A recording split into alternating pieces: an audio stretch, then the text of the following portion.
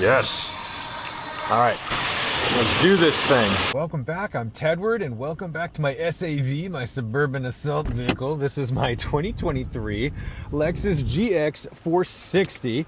I love this thing so much more than I ever thought I could. I bought this car a while back. This is going to be a therapy drive, by the way, not a car review. We got a lot to talk about because we're coming up on 2026, but every time I take you in this vehicle, I just feel like it's worth describing that I really do not regret buying this SUV. I've always been a sports car guy.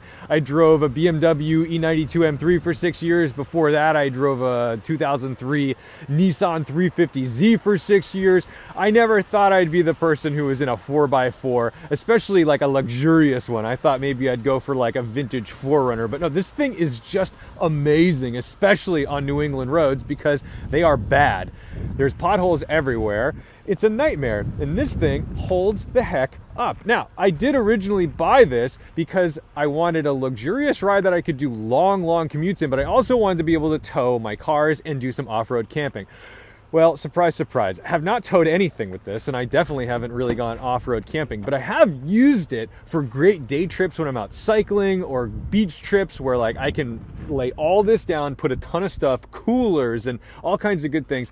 But in addition to that, I've also used it because this has great window tints, and when you're out on the beach and you're like, hey, we went to the beach and now I want to change into my cycling gear or change into some gear to go like to dinner and be like a normal person and not just be some sandy bum in a bathing suit, I can change in this on the side of the road and not get any kind of indecent exposure violations from the police because no one can really see what I'm doing in there. So that's great. We love that. Anyway, she's a little filthy right now. We may need to take her for a bath because good Lord, there's a lot of dirt and grime in here. It's been salty and gross, but let's talk about life because we only got a few more days left in 2025. And while you guys have come to know me because of my channel and because some of your early folks, you knew me back when I was vlogging, I was working as a mechanical engineer, you understood that I was somebody who had bigger dreams than just sitting in the office and doing my project management or engineering job, which if you can do that, good Lord, bless you. I wish I could do that. I wish I had the stamina for that. I wish I could do that. I can't. I don't have the brain for it. I guess I could go back to it if I really had to, but I needed freedom. I needed a little more leeway for creativity. And I also just, I keep a weird schedule. I'm not a 9-to-5 guy. Sure, I can do it for a little bit at a time, but I am a night owl and I like to film when I want to film. I want to edit when I want to edit. And I also just need the stimulation of something more interesting than making somebody else money, because at the end of the day that was like a depressing thought where I was like, guys, we gotta save money for the company that I'll see none of. Yeah, not paying people is not very motivating. It's amazing how that works. But anyway, I made a big change in, what was it, 2019 or 2020? It was right before COVID. And that changed everything for me because I quit my job and I went full-time on YouTube. Maybe we'll do a little turnaround down here. I don't know how far this goes. Let's see if this is any good. Ooh, yeah, we even got the headlight washers on that one. That was a big blast. We love it.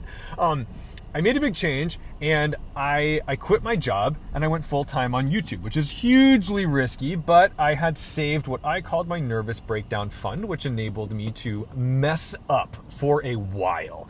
So even if the YouTube thing wasn't going to work out right away, I was going to be okay. Now this is relevant because it was a big shift in my life. It was a big shift in what I could do. It was a big shift in like teaching me that I could sustain my own business and I could have the deserved confidence of somebody who actually built something and made something that they wanted to build and make. And then I decided I really like doing it. And I work a lot because I like making my own money. The more I work, the more money I make, right? And it's not me just trying to save scrap or make things more efficient so then we can inevitably lay people off at a big corporation and set them up so they can make more money. No, it's like I'm not working for my $1,500 Christmas bonus. I'm working so I can make my thing.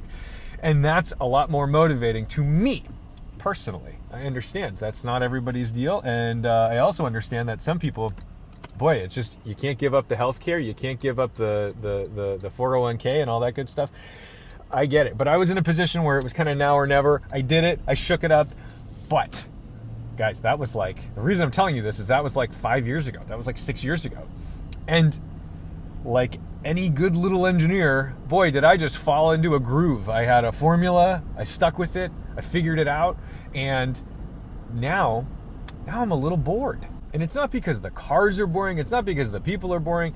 It's just that, like, I've settled in. And the other thing was the housing market went absolutely gangbusters. Oh my God. It's impossible. Massachusetts is bananas. It's so expensive. If you want to have like a nice house, you've really got to be in that $700,000 to $1 million range.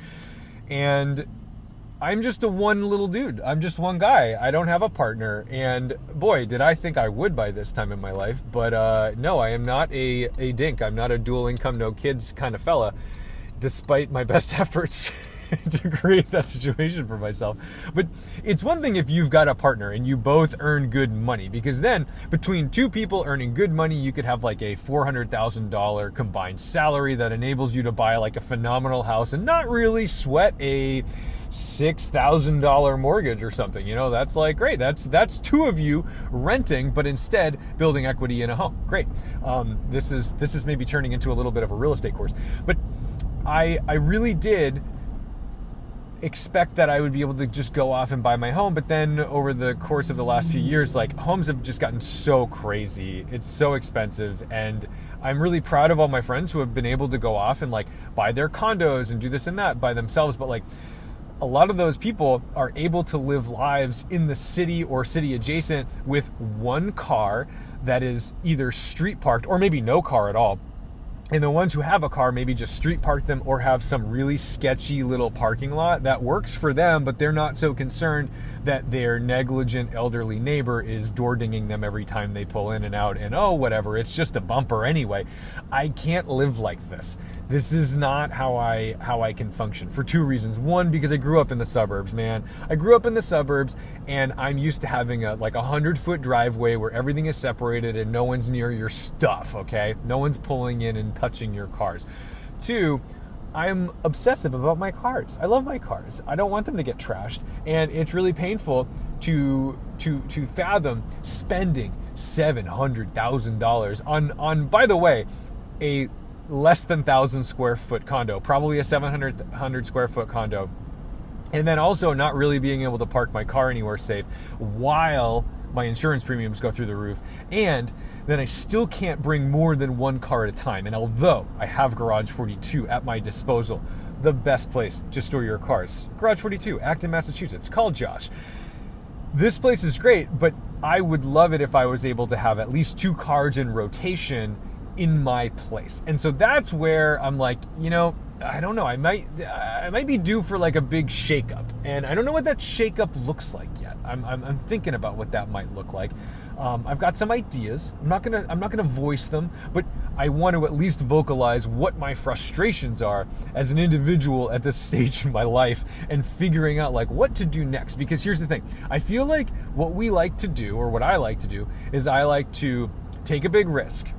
That was originally like going to engineering school, taking on a lot of debt, and then going and moving for a job and all this kind of stuff, right? But then I like found a groove, and it's like, so you take this big risk, you take this big leap, and then you plateau, and then you're like, I'm bored, or I'm sad, or just things aren't what I hoped they would be. Then, you know, you make a job or a career change. Okay, great, little leap, and then plateau, bored, sad.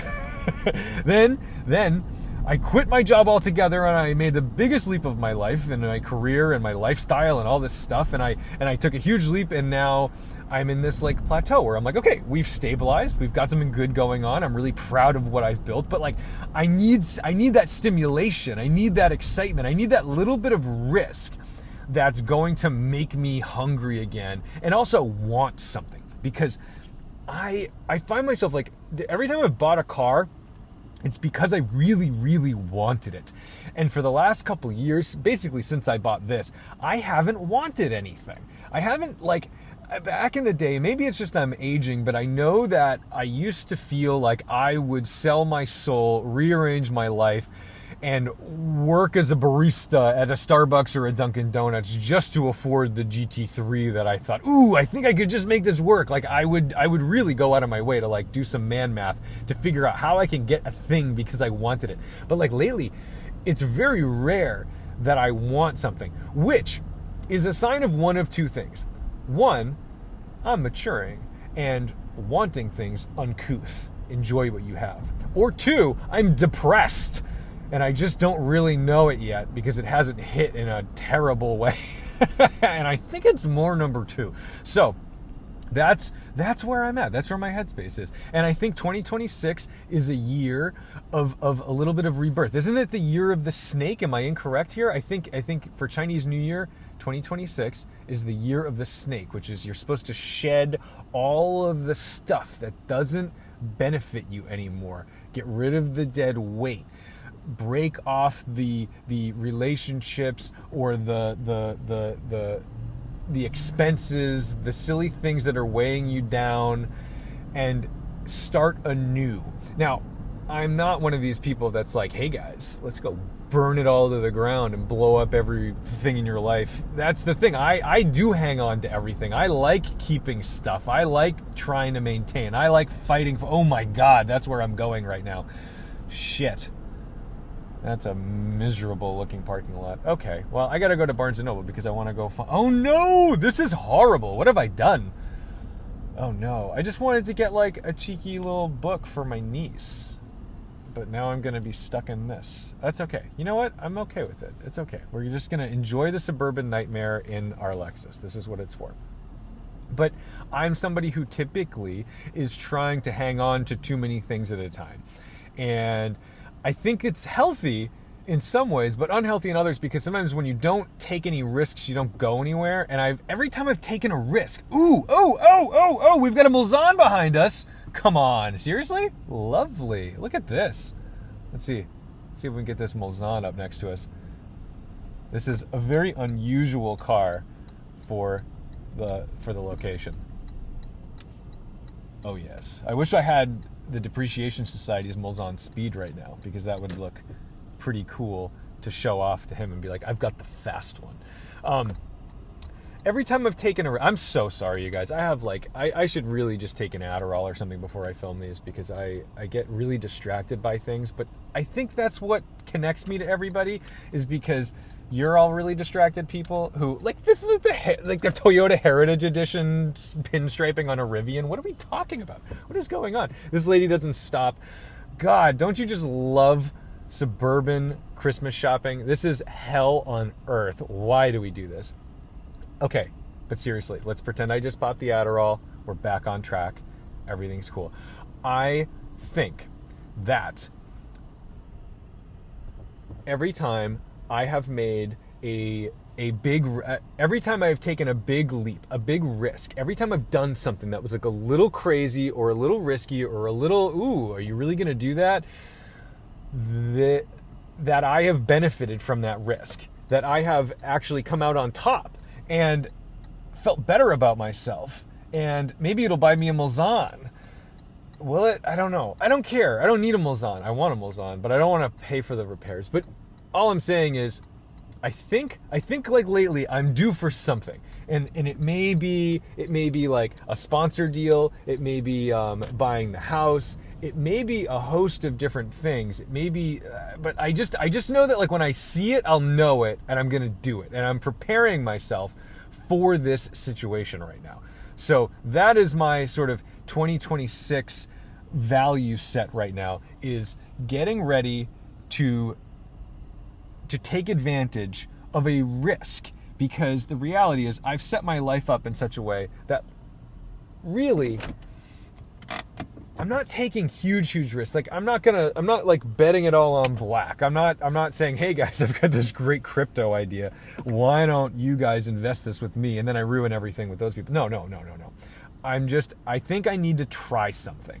And I think I'm in this stage of my life where like, I've got to take advantage of the next big thing, the next big risk. And even if it doesn't pan out, I will know that I tried and that I did it. Anyway, I got to go in and look for a cute little book for my 2-year-old niece, almost 2-year-old niece for Christmas. And then I will be back and hopefully slightly more focused because, good Lord, I am heavily distracted. All right, I got a couple books. All right, actually, I should probably not put in reverse while I'm talking about this. I got a couple books for the kiddo.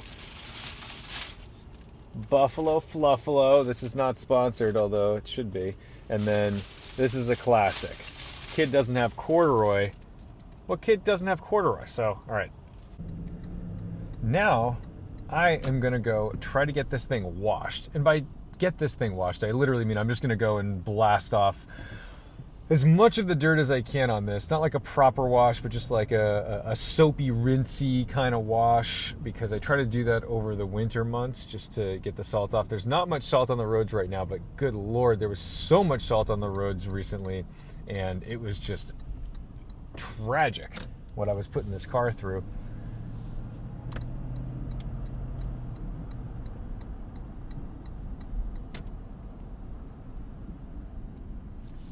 It is coated, but I would like to coat it again. That's why typically like I don't wash the underside of the car that much because it's coated. It's got like this oily film that I put on it. But I think I'm gonna do another coating on it tomorrow. So I want to try to like get as much junk off of it as I can right now, and then we'll double down on that later. Everyone does their shopping online now, and I don't mean that as like all these people. No, of course they do. It's 2025, but it means that like I wasn't expecting there to be many people out. I expect the shops to just be quiet all the time because like there's nobody at a Barnes & Noble on a normal day, and there was so many people in there. But I like to hold things, I like to touch things, I like to like have that tactility. I think it's why I like classic cars. So it goes to show that I don't necessarily like buying books and clothes and stuff online.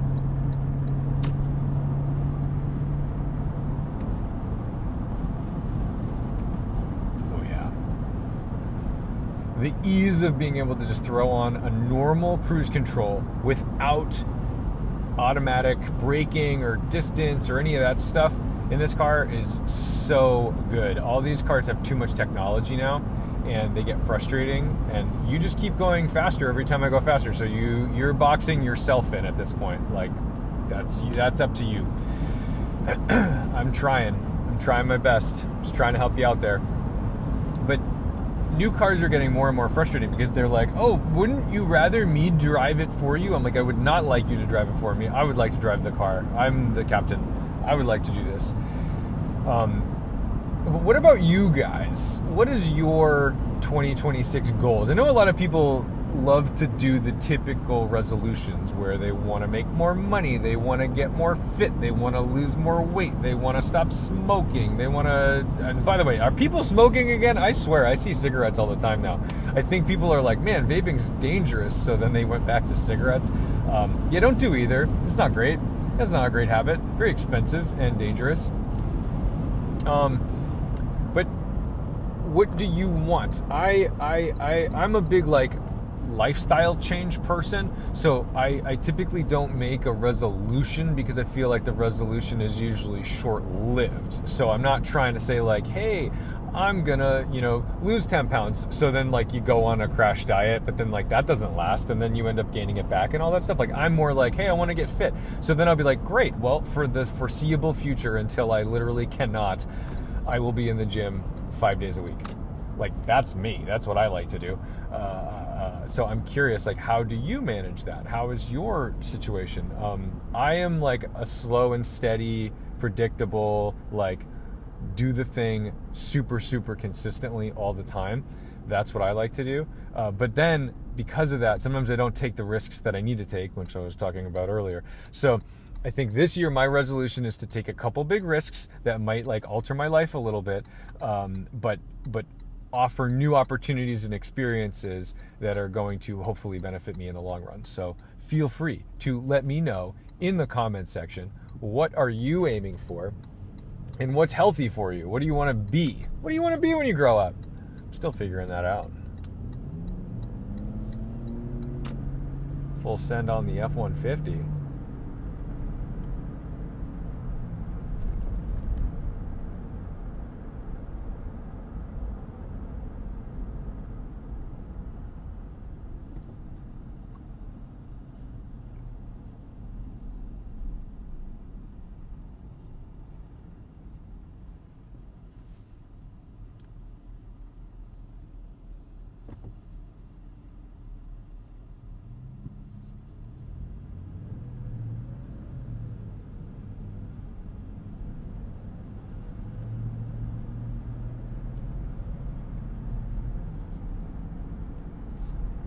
I hate how dark it is right now. It's not even 5 o'clock, man.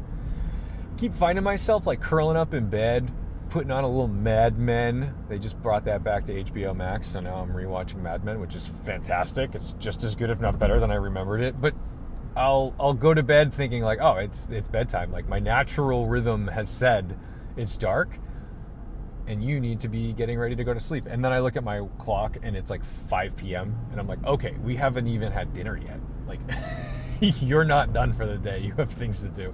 That's problematic. All right, let's see how this goes. I would really like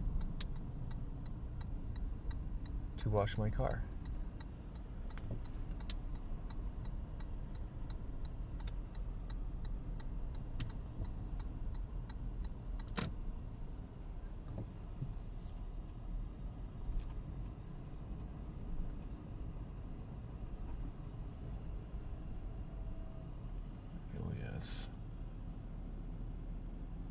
Yes. All right, let's do this thing.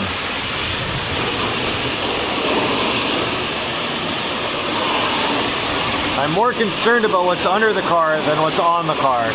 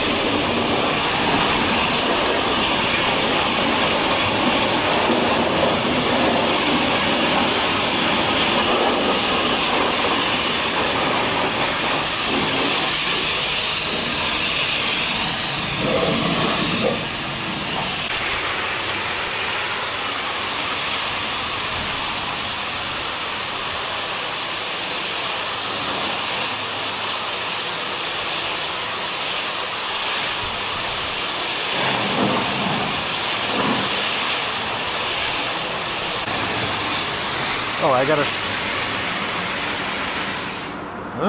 They've redone their system. I like this better. It used to be like you'd have to swipe every $5, but now you just do it and hit the stop button. So it's just like, okay, I did $5.50. That's fine. Now I know. I was like rushing for that $5 that he was about to turn off. But we did it. Amazing. Oh, that's much better. Okay. It's so hard to drive past that Five Guys. I want a burger.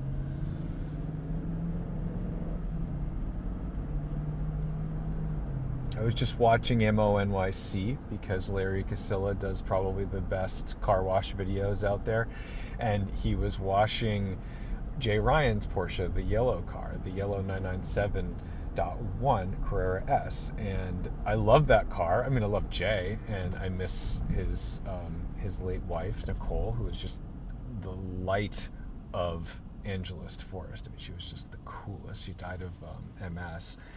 about a year ago. Good Lord. Like, I don't know how long, it just feels like forever ago and yesterday. It's very bizarre, but Larry washed Jay's car, and Jay doesn't wash that car ever. He never washes that car. In fact, I think he's done 40,000 miles without washing it the last time he washed it. It was crazy.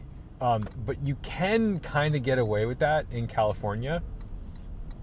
You can't really get away with that in New England with all the salt and the junk that we're putting on the roads, because you really are probably just going to waste away every critical component of the vehicle, and it's just such a bummer. But like, his road grime looks so good. It was like earned, but it was also incredibly satisfying to watch Larry tear it down. I'm gonna go make sure that there's no water on my lens right now, because I just went in and fiddled with that car wash. But while I'm doing that, we might as well pull in here so I can show you my new favorite thing, which is this bus. I love this bus. It has a God Bless Johnny Cash bumper sticker on it. It's a GM. I'm going to show you the front of it. And it's a diesel, but I'm pretty sure somebody told me it was a two-stroke diesel, which I don't know a lot about these types of things, but that is just the coolest, the absolute coolest thing. Like, who wouldn't want to live out of that? All right, give me 1 sec. I just got to check that we don't have water on this lens. We look okay.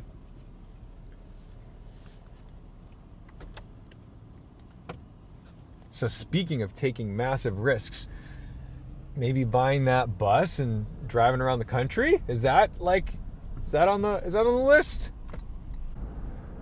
High beams, buddy.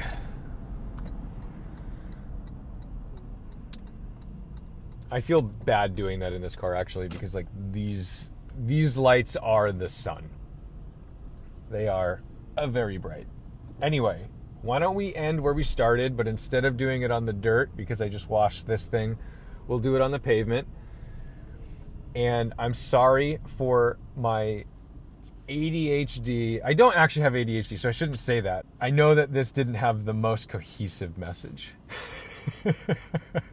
But it is what I would consider a therapeutic drive, because what I wanted to talk about today is taking some risks in 2026. Not like dangerous risks, but mixing it up a little bit. Life is for living. We got to do things. We got to change a little bit. We can't just stay stagnant, because that is just so boring. But also, I want to focus my attention on things that I actually like. And I don't want to worship wealth, because that's so boring, but I do want to worship good design, clever ideas, and people with like the forethought in putting something together. Because sometimes those things definitely go hand in hand, but they don't always go hand in hand. And I think that sometimes we miss the point, and people just worship the wealth and not the ideas behind what they did with it.